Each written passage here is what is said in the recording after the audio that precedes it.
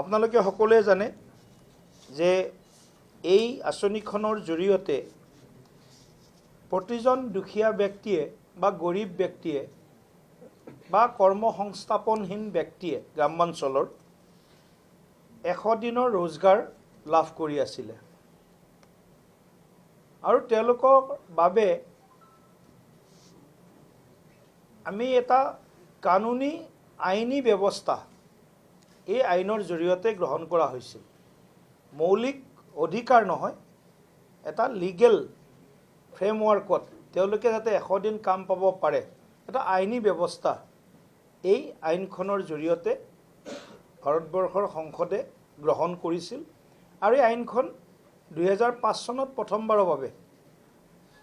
Mahatma Gandhi national rural employment guarantee বা যোজনা আঁচনি এইখন প্ৰথম 2005 চনত ভাৰতবৰ্ষত ইয়াক প্ৰয়োগ কৰা হৈছিল বা ক্ৰিয়ান্বয়ন কৰা হৈছিল আৰু তাৰ পৰৱৰ্তী সময়ত এই আঁচনিখনে দেশৰ গ্ৰামাঞ্চলৰ বিকাশৰ কাৰণে কিছু গুৰুত্বপূৰ্ণ ভূমিকা লৈছিল যদিও এই আঁচনিখনত কিছুমান সংস্কাৰমুখী পদক্ষেপৰ প্ৰয়োজন আছিল কাৰণ কিয় আমি যি পইচা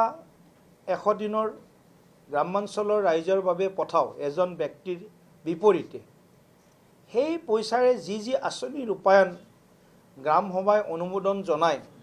সেই আঁচনিবিলাক ৰূপায়ণ কৰাৰ ব্যৱস্থা আছিল কিন্তু আমি দেখিছো বিভিন্ন স্থানত এই আঁচনিবিলাক 100% ৰূপায়ণ হোৱা নাছিল ইয়াৰ বিপৰীতে এই আঁচনিবিলাকত বিভিন্ন ধৰণৰ দুৰ্নীতি বিভিন্ন ধৰণৰ ভ্ৰষ্টাচাৰে এই আঁচনিবিলাকক গ্ৰাস কৰিছিল এটা ৰাস্তাকে 3বাৰ বনাইছিল এখন কালভাৰ্টক 3বাৰ বনাইছিল এটা অংগনবাদী কেন্দ্ৰ যি আঁচনিৰ মতে কৰিব লাগিছিল হ'ব লাগিছিল সেইমতে হোৱা নাছিল ইত্যাদি বিভিন্ন কৰাপশ্যনৰ ডাঙৰ দুৰ্নীতিৰ ডাঙৰ অভিযোগ এই আঁচনি ৰূপায়ণখনৰ ক্ষেত্ৰত আহি আছিল আপোনালোক এটা তথ্য দিব বিচাৰিছো যে ইয়াত যিসকল মানুহে কাম পায় সেই কাম পোৱা মানুহৰ সংখ্যা 2005 পৰা 2024-25 লৈকে এই কাম পোৱা মানুহৰ 33% ব্যক্তি আছিল 60 বছৰৰ ওপৰ আপোনালোকে চাব 100 ডেজ মেন ডেজ